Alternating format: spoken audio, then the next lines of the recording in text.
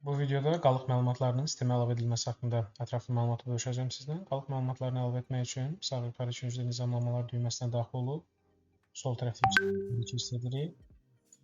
Burada ilk olaraq ambar bölməsi açılır. Ambar bölməsinə məhsulların qalıq məlumatları daxil edilir. Sağ tərəfdə məhsul əlavə et düyməsinə daxil olub, çıxan bildirişə davam et seçirik. Burada ilkin qalıq tarifi, yəni qalıqların daxil ediləcəyi tarixi təyin edirik. Ambarı qalıqların hansı ambara əlavə ediləcəyini təyin edirik. Valyutasını və ehtiyac olarsa, zərurxana deyil, amma ehtiyac olarsa təsisatçısını. Yəni, əgər təsisatçılar üzrə gələn məhsulları ayrı-ayrılıqda göstərmək ehtiyac olarsa, təsisatçı seçərək sırf ondan gələn məhsulları ayrı bir sənədlə, digər təsisatçıdan gələn və qalıq kimi qalan məhsullar isə başqa bir sənədlə də sistemə əlavə edilməsi mümkündür. Zəruri olmadığı üçün heç nə əlavə etməyə də bilərsiniz. Məhsul axtarış hissəsindən qalığını əlavə etmək istədiyiniz məhsulun adını yazaraq axtarışa verə bilərsiniz. Məhsulların barkodu varsa skan edə bilərsiniz. Ümumiyyətlə, məhsul adı sistemdə mövcud deyilsə, əlavə et düyməsindən istifadə edib, məhsulu yeni ad kimi açaraq qaymə əlavə edib qiymət sayı yaza bilərsiniz və yaxud kataloqdan seç düyməsindən istifadə edib bütün məhsulların siyahısını seçmək də mümkündür və yaxud kataloq, alt kataloq seçərək içindəki spesifik məhsulları da seçilməsi mümkündür. Məhsullar qaymə əlavə etdikdən sonra maliyyə qiymətini, yəni əgər məhsul ölkə daxilindən alınıbsa, alış qiymətini, xərcdən gəlibsə, invoiceləri üzərinə əlavə gələn xərclərlə bir yerdə yekun formalaşan maliyyə qiyməti və ambardakı mövcud qalıq miqdarı sayı əlavə olunur və təsdiqlənir. Beləliklə, məhsullar ambara qalıq miqdarı olaraq əlavə edilmiş olur. Daha sonra bu sənədə düzəliş etmək lazım gəlirsə, sənəd nömrəsinin üzərinə klikləmək və yaxud 3 nöqtədən düzəliş etməklə sənəd açıb, müvafiq olaraq düzəliş edilməsi lazım olan məhsulun qarşısındakı qələm işarəsinə daxil olub, məhsulda hər hansı bir düzəlişi həyata keçirdib, daha sonra təsdiqləmək kifayət edir. Bu təsdiqləmə düyməsini unutmamaq lazımdır. Yekunda təsdiq klikləyəndə artıq dəyişiklik yadda saxlanılmış olur. Hesab bölməsində isə hesab qalıqlarındakı pul vəsaitlərin hesabının pul vəsaitlərin qalıqlarını daxil edilir. Qalıq məlumatları adətən eyni tarixə daxil edilir. Ambar hansı tarixə daxil edilibsə, hesab qalıqları da həmin tarix seçilir və o tarixdəki hansı hesabdakı qalıq daxil edilməsi istənilirsə, şərt olaraq bankdakı AZN hesabının qalığı daxil edilməlidirsə, bank seçilir, məbləğ daxil edilir və valyutası təyin olunub, təsdiqlənir. Yeni hesab əlavə etmək üçün yenə də hesab əlavə et düyməsinə daxil olub, başqa bir hesabı da seçib, şərt olaraq kassa, məbləğ və valyuta seçildikdən sonra təsdiqlənə bilər. Beləliklə, hesablardakı qalıq məlumatları sistemə daxil edilmiş olur. Borc bölməsində isə müştərilərdən qalan kreditor, debitor borcları, təsisatçılara isə olan kreditor borcların qalıqları əlavə olunur. Qarşı tərəf əlavə et düyməsindən, yəni tarix təyin olunur. Əlaqələr bölməsindən, əgər müştərilər və təsisatçıların adları əlaqələr bölməsində sistemə tanıdılıbsa, burada siyahıda adları çıxacaq.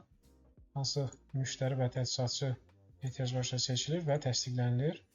Adlar siyahıya düşür. Adlarının qarşısında sağ tərəfdə qələm işarəsi ilə açıb, seçdiyimiz qarşı tərəf müştəridirsə, debitor borcu varsa, debitor borc xanasına, əgər rəsmi borcdursa və debitorun ədəbi hissəsi də varsa, debitor ədəbi xanasına qeyd olunur.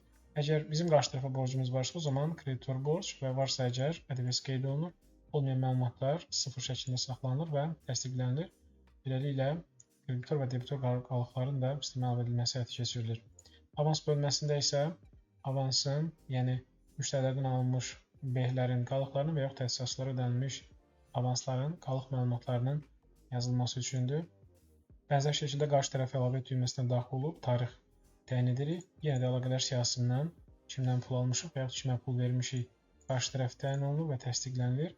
Siyahıya düşdükdən sonra verilmiş avans, əgər təsisatçıdırsa, sonra qarşı tərəf avans verirsə verilmiş avans, müştəridirsə, siz onun avans almışsınızsa və hələ də sizdədirsə, alınmış avans xanasına rəqəmi yazmaq kifayət edir. Bir neçə saniyə keçdikdən sonra sistem əməliyyat uğurla tamamlandı bildiriş verir və beləliklə avtomatik daxil edilmiş məlumatı yadda saxlayır. Kapital bölməsində şirkətin balansında sahibkarlar, təsdiqçilər tərəfindən şirkətə yatırılmış kapitalın qalıq məlumatı əgər varsa əlavə edilir. Təsdiqçi əlavə et düyməsindən tarix, təsdiqçinin adı seçilib təsdiqlənilir və siyahıda bənzər şəkildə alınmış kapital bölməsinə yekunda şirkətin balansındakı kapitalın qalıq miqdarı daxil edilir və yenə də bir neçə saniyə sonra əməliyyat uğurla tamamlandı bildirişi görünür. Əməliyyat uğurla yadda saxlanılır.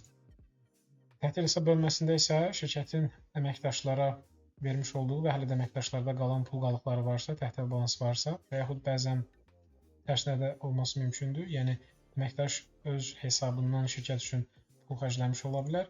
Əməkdaş əlavə düyməsinə daxil olub, tarix və müvafiq olaraq əməkdaşı seçib təsdiqlədikdən sonra siyahıya düşür. Əgər əməkdaşa şirkət pul veribsə və əməkdaşda hal-hazırda şirkətin verdiyi puldan qalıbsa, həmin qalıq verilmiş pullar hissəsinə, əgər tərsinə əməkdaş şirkət üçün pul xərcləyibsə, alınmış pullar hissəsinə qeyd olunur və sistem özü avtomatik yadda saxlayır. Mənfəət bölməsində isə əgər şirkətin sistemi keçid etdiyi dövrə qədər aparılan əməliyyatlardan formalaşan mənfəət, bölüşdürülməmiş mənfəət qalığı mövcuddursa, yəni mənfəət bölüşdürülməyib və təsisçilər o pul vəsaitlərini götürməyib, şirkətin balansında qalmağa davam edirsə, o zaman mənfəət əlavə et hissəsindən sadəcə tarix seçilir və bölüşdürülməmiş mənfəətin miqdarı qeyd olunur. Sistem yenə də öz avtomatik yadda saxlayır. Bu şəkildə qalıq məlumatları sistemə eyni tarixə əlavə olunurlar və lazım olarsa, bunların üzərindən hər hansı bir əməliyyat icra olunmayıbsa əgər, daxil edilmiş məlumatlara qarşıdakı qələm işarəsi vasitəsilə müvafiq olaraq düzəlişlər və dəyişikliklər aparıla bilər.